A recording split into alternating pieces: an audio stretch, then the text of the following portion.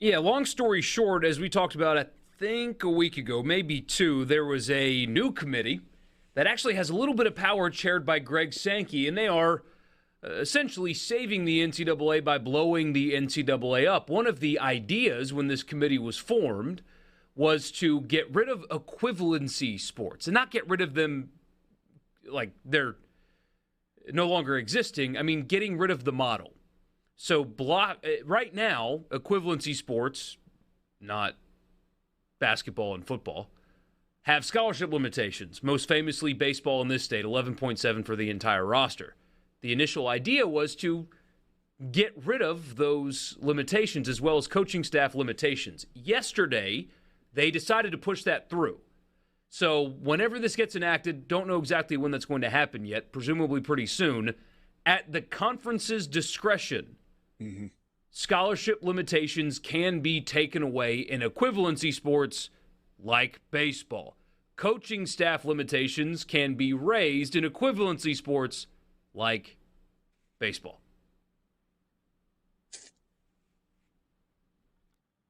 First of all, if you are a college baseball fan in the state of Mississippi, fantastic news. First and foremost, fantastic news.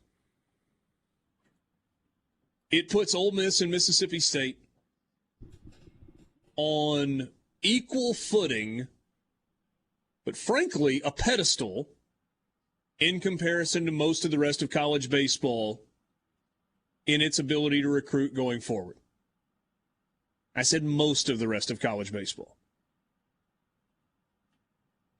Because there will be no apples to oranges in terms of ability to provide aid. There are kids that Ole Miss loses out on. There are kids that Mississippi State loses out on because they cannot provide a scholarship that is as big as another school. There are a lot of college baseball, or there are a lot of non-college baseball players, professional baseball players, who do not go the college route because they cannot afford it, because full scholarships are not available. So I think there are, well, I'm just going to tell you there's some layers to this. Question number one is when, right? All right, so when is this going to happen? So I spoke with a couple of people today, and the answers that I got were vague, but the answers that I got should be promising. Answer number one was, I don't know exactly, but I think it's safe to assume sooner rather than later. Does that mean it gets voted on by the SEC members this offseason and is ready to go for the 22-23 year? Or to plug in for next spring semester? Or is it that, a full academic year from now, 23-24? See, I don't know that. But it's not like this is like they're going to approve it and then 5 years from now we'll implement it. You might be looking at one more season of equivalency as opposed to head count, but I don't think you're looking at more than 1 year. All right, that's number one.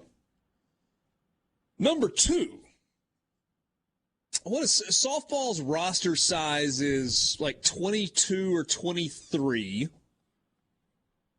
Part of the reason is that pitchers can throw 726,000 pitches every single weekend because the softball pitching motion doesn't throw your arms, so your roster doesn't have to be as big. You don't have to have 14 pitchers on the staff, so it's a smaller roster size. You're looking at increasing the number of scholarships for soccer, for softball, for baseball, for men's and women's golf, for men's and women's tennis, for track and field, and that's a big number, because you get like 40 to 50 track and field athletes who are getting some scholarship money that is split. How are you going to pay for it? Before you roll your eyes, hey, Dad, and you go, oh, there's plenty of money. Before you roll your eyes. Money. I talked to someone who said a couple things. Expenses are outpacing revenues. It's a little cyclical when you think about television revenues, right? New TV contract, over the next couple of years, everybody gets a bump. Because they get a bump, they start spending more money. SEC Network comes online. Everybody gets a bump. They spend more money. Kind of in a little bit of a down cycle as revenues have flattened a little bit. New contract from ESPN on the horizon. A couple more years. When you get to that, boom, everybody gets a bump and everybody's okay. There are places where that's great, but it doesn't have that much of an effect one way or the other.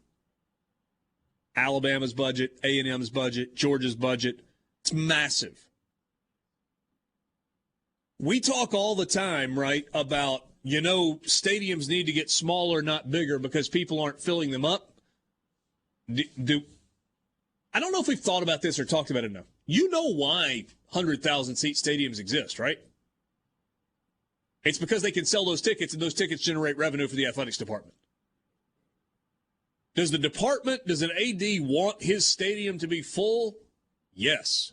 You know what he wants more than his stadium to be full on game day? Every ticket to be sold.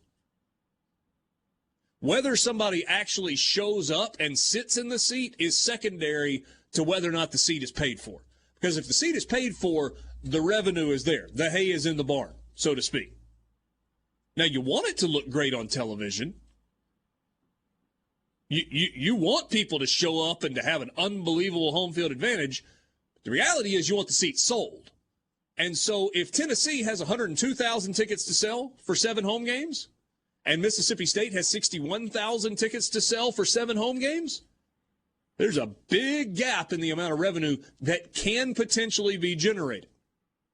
And so, for Mississippi State, Ole Miss, Missouri, Vanderbilt, Kentucky, smaller stadium schools that actually sell tickets are at a disadvantage than some of the bigger schools. So, what does that mean when it's all said and done? Right now, the Southeastern Conference mandates that you have 16 sports. Now, if you look at the Pac-12, you got Stanford's got 24 sports. Ohio State sponsors 21, something like that. It's really, really expensive. Pac-12 could solve some of its financial issues if it didn't have so many sports to support. Is the SEC, with the advent of the ability to fully fund scholarships and have every sport be a headcount sport, going to back off of its requirement that you have 16 varsity sports? Or are they going to say, scholarship numbers are going up. We understand there's a finite amount of money. Are we going to see the elimination of some sports so that all of the costs work together? Something to think about. Sports Talk